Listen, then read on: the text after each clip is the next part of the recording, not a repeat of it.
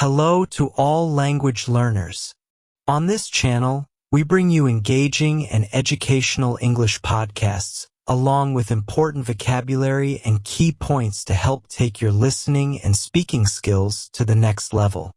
Join us to listen to each episode together and learn practical English through the stories and diverse topics of the podcasts. New friends at high school. Part 1. The first day. It was a sunny morning in September. The yellow school bus stopped in front of a big building with red bricks and tall trees. Emily looked out the window and took a deep breath. It was her first day at Maplewood High School. She had just moved from Ohio to California with her family 2 weeks ago. Everything felt new: the house, the weather, even the people. "Good luck, sweetie," her mom said as Emily got off the bus. Emily smiled nervously and waved goodbye. Inside the school, the hallway was full of noise. Students were laughing, talking, and running to class. Lockers were slamming shut. Emily walked slowly, holding her schedule in her hand. Room 204, English. Teacher: Mr. Lewis. She finally found the classroom and walked in. Everyone was already sitting. Mr. Lewis, a tall man with glasses, smiled. "Good morning. You must be our new student. What's your name?" "I'm Emily," she said softly. "Welcome, Emily. Please take a seat." She sat in the back next to a girl with curly brown hair. The girl smiled and whispered, "Hi, I'm Sarah." "Don't worry, Mr. Lewis is nice." Emily smiled back. "Thanks." During the lesson, Emily listened carefully. The students read a short story about friendship. At the end, Mr. Lewis said, "Can anyone tell me what makes a good friend?" Sarah raised her hand. "A good friend listens to you," she said. Emily added quietly, "and helps you when you need it." Mr. Lewis nodded. "Excellent answers." When the bell rang, Sarah asked, "Do you want to eat lunch together?" Emily felt happy. "Sure." Part 2. Lunchtime. The cafeteria was large and noisy. The smell of pizza and fries filled the air. Emily followed Sarah to a table near the window. A few other students were already there. "Hey everyone," Sarah said. "This is Emily. She's new here." A boy with short black hair waved. "Hi, I'm Jake." Another girl smiled. "I'm Mia. Nice to meet you," Emily said shyly. They talked about their classes, teachers, and favorite movies. Emily laughed when Jake made a funny joke about the math teacher's cat sweater. For the first time that day, she felt relaxed. "So, where are you from?" Mia asked. "Ohio. My dad got a new job here." "California is nice," Sarah said. "You'll love the beach." Emily smiled. "I've never been to the beach before." "Then we have to go sometime," Sarah said excitedly. After lunch, they walked to their next class together. Emily thought, maybe this school won't be so bad after all. Part 3. A small problem. A few weeks passed quickly. Emily and Sarah became close friends. They studied together, shared secrets, and texted every day. But one day, something changed. During art class, Sarah didn't sit next to Emily.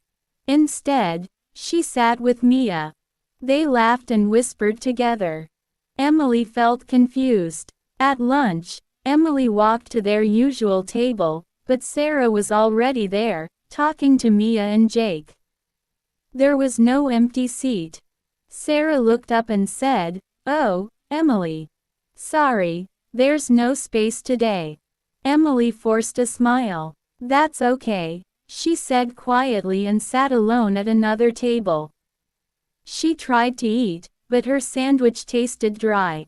She looked at her phone. No messages from Sarah. After school, she walked home slowly. Did I do something wrong? She thought. That night, she texted Sarah. Hey, did I say something that upset you? No answer came. Part 4. Misunderstanding. The next morning, Emily didn't want to go to school. But her mom said, sometimes friends fight, honey. Just talk to her. At school, Emily saw Sarah at her locker. She took a deep breath and walked over. Hi, Emily said. Are you mad at me? Sarah looked surprised. Mad? No. Why? Well, you didn't talk to me yesterday. Sarah frowned. Oh no, I'm so sorry. Mia needed help with her art project, and we worked together. I didn't mean to ignore you. Emily smiled with relief. I thought you didn't want to be my friend anymore. Sarah shook her head. Of course not. You're my best friend here. They both laughed. Jake passed by and said jokingly, friend drama over. Can we eat lunch now? Everyone laughed, and the group walked to the cafeteria together again. Part 5. The beach trip. A few weeks later, the weather was warm and sunny. Sarah's mom offered to take the group to the beach on Saturday. Emily was so excited. When they arrived, the ocean was blue and endless. Emily took off her shoes and ran to the water. It's cold. She laughed. They built sandcastles, played volleyball, and ate ice cream. Jake played music from his phone, and Mia danced. Let's take a picture, Sarah said. They all stood together, smiling at the camera with the waves behind them. As the sun began to set, Emily looked at her friends. Thank you, she said softly. This is my favorite day since I moved here. Sarah put an arm around her. We're glad you came to Maplewood, Emily. Part 6. The School Project. In English class, Mr. Lewis gave them a group project. You will work in teams of 4 to make a presentation about friendship, he said.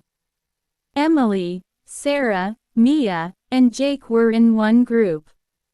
They met after school in the library. Let's talk about what friendship means to us, Sarah said. Emily wrote notes while they spoke. Jake said, a friend is someone who makes you laugh. Mia added, and someone who stands by you. Sarah smiled. A friend is someone who forgives mistakes. Emily looked at them and said, a friend is someone who helps you feel at home, even when you're far away. The others nodded. It was quiet for a moment. That's perfect, Sarah said. They worked hard for a week, creating posters and slides. On presentation day, they stood in front of the class and spoke clearly. Everyone clapped when they finished. Mr. Lewis said, excellent work. You truly understand what friendship means.